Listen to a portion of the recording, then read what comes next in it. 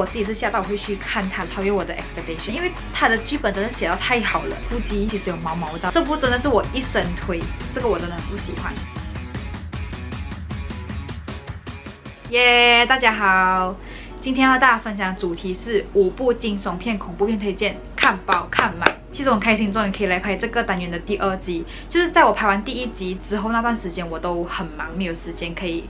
来看影集或者是一些连续剧，所以就没有办法可以推荐你们。趁上集除了校园剧之外，我也是一个惊悚片、恐怖片的发烧友。我压力大的时候，我会去找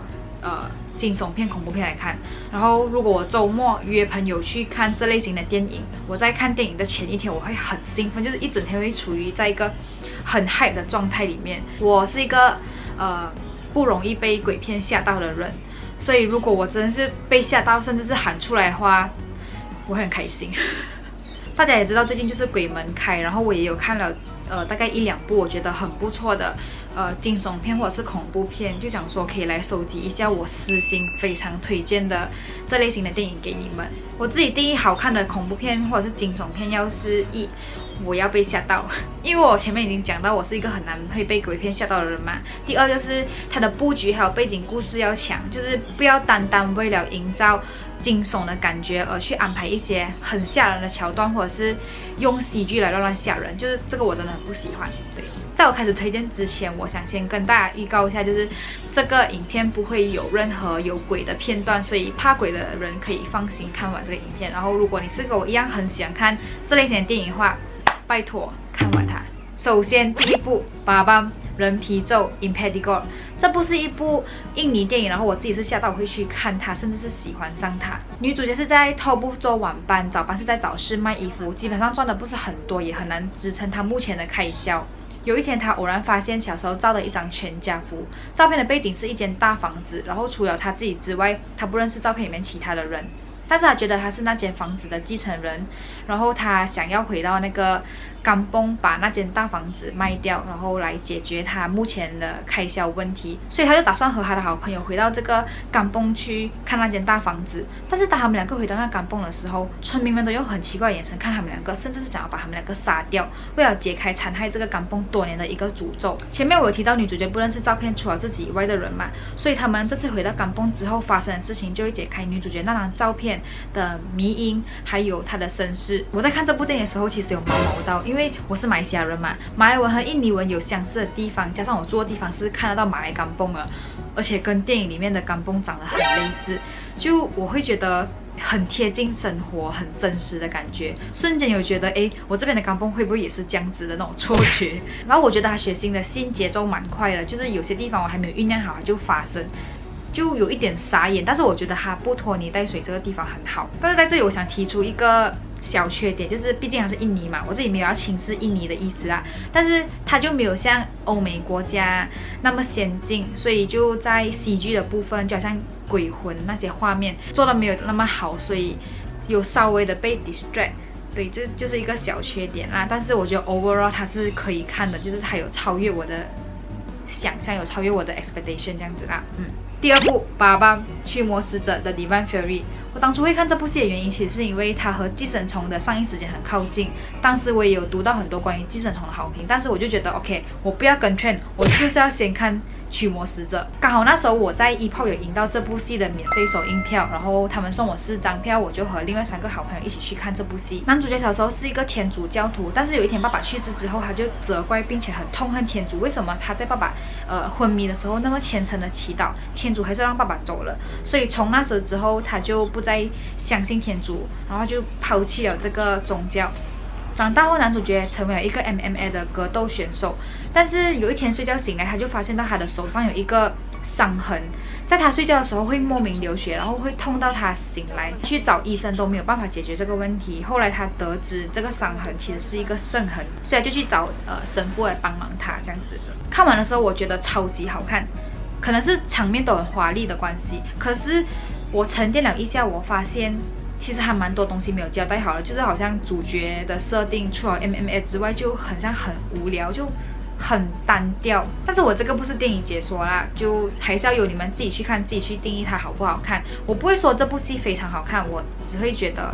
它很新鲜。导演好像有点贪心啊，想要加入太多东西，但是就造成剧情的支线太多，有些地方有点莫名其妙，所以就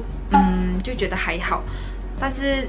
恐怖片或者是惊悚片的初级者还是可以去看一下。演员阵容我觉得蛮厉害，就是还有朴手绢的腹肌，有崔宇植，有安胜基，有余兆焕。我觉得这4个人都还蛮不错，好的演员都不太会踩雷吧。光是朴手绢还有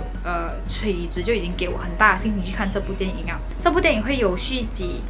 我觉得我还是会去看吧，就毕竟可以看一下导演还会不会交代好这部还没交代好的部分这样子。第3部爸爸鬼影 Shutter， 我相信很多人都已经看过这部啊。我阅泰国电影无数，尤其是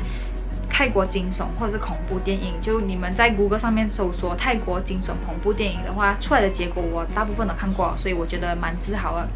虽然我不懂有什么好自豪啊。男主角是一位摄影师，和女主角是一对情侣。故事一开始是他们2个去参加好朋友的婚礼，然后男主角就喝醉，所以回家的时候就由女主角来开车。回家的途中，女主角就撞到一个人，但是男主角选择肇事逃逸，所以2个人就非常不负责任的离开了那个车祸现场。但是从车祸发生的那天起，男主角拍到的照片都有一个白色的影子，他身边的好朋友也都纷纷死亡，也因为这样，女主角每天都很担心害怕，后来就开始帮男朋友展开这个调查。我还记得我是和我好朋友一起看这部电影的，然后我们那时候大概才14到16岁之间吧。鬼影是我最喜欢的泰国惊悚电影，第一个原因是因为我有被吓，就真的是被吓到喊出来那种，因为我前面有提到我是不容易被吓嘛。第2个原因是因为我觉得它的背景故事还不错，如果是最近才看这部电影的话，我会觉得它的剧情其实不难猜，但是它真的有在循序渐进的感觉，然后整个都很有逻辑。就虽然是有鬼，但是它不是拿鬼来无厘头让它吓人那种。导演也有把原因和结果都交代得很清楚，所以我很推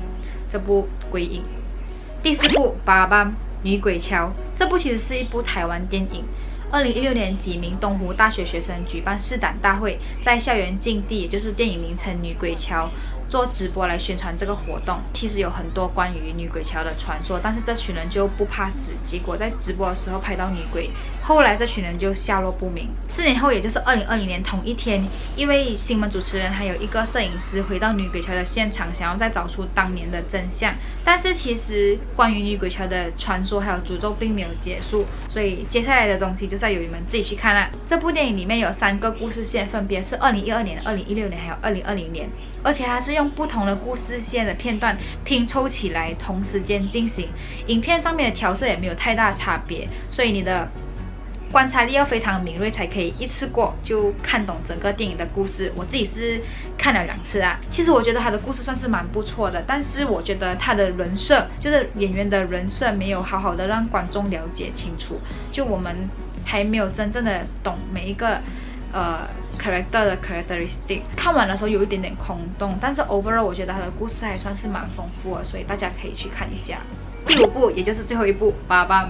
哭声的 Wailing。如果你问我最推什么惊悚还是恐怖片的话，我会讲这一部。这部真的是我一生推。其实我很久之前就有在我的 story 分享过看完这部电影的观后感，但是我觉得没有什么人看啊，所以想借由这一部影片再跟大家分享多一次。先聊一下电影名称《哭声》。这部电影的故事发生在韩国古城，然后在韩文读音里面，古城和哭声是一样的，叫做 Koksong， 所以就有一语双关。一个来自日本的老先生来到韩国一个叫做古城的村庄居住过后，命案事件就陆陆续续的发生了。男主角是一位警察，在调查这些命案事件的同时，他的女儿也受害了。所以之后就邀请了一个法师来到家里做法，并且就是调查命案事件的真相，还有他女儿受害的原因。哭声除了是一部惊悚恐怖片之外，它也有包括了其他几个不同的题材，分别是犯罪、悬疑、宗教、灵异还有社会议题，整个故事就强大起来。整部电影的悬疑感超级浓厚，而且线索也很多，但是我觉得它的细节和布局都有环环相扣着，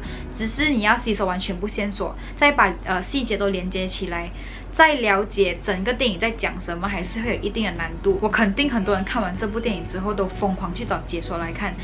但是你在了解他在讲什么之后，你真的会很震撼，因为他的剧本真的写得太好了。网络上真的有超级多不同版本的解说，但是很神奇的是，他的每一个解说都很合理，就他不同的支线、不同的决定都会引导你去一个不同的可能性，所以整个故事都很 flexible， 我觉得很好看啊。通常一部惊悚或是恐怖片90分钟就已经很够了。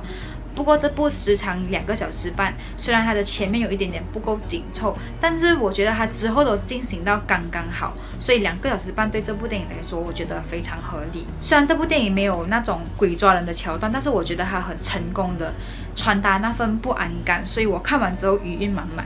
以上就是我今天所推荐大家的5部亚洲惊悚还有恐怖片，希望你们会喜欢。你们也可以就是在留言区跟我分享一下你们看过这类型的什么电影，或者是如果你看过我今天推荐的电影的话，你也可以跟我分享一下你的观后感。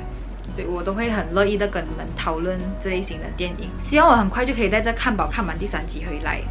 所以今天的影片就到这里，我们下一个影片见，拜拜。